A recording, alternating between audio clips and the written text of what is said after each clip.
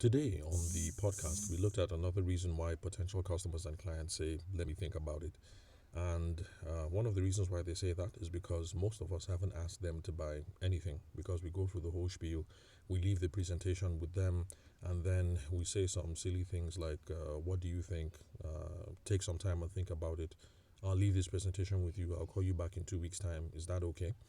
And of course, the reasonable thing for them to say in this scenario is to say, let me think about it. And that's because you haven't asked them to do anything really.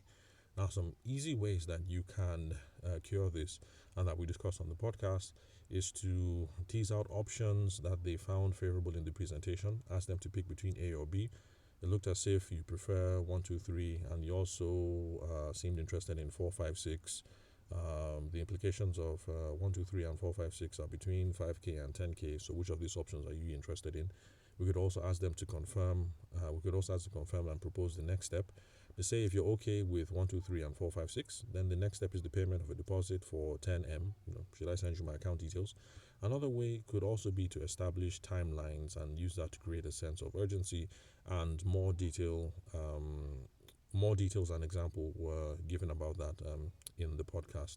You could also ask people who you love and respect in your profession, who've been in the business for a while, to ask them what they use to, what tactics or techniques they use to close the deal or move people along. That's a viable option because people who are ahead of you in the business and who have been successful have a sense of legacy that they are trying to pursue. So for these and many more, we have the details over here to subscribe to the podcast.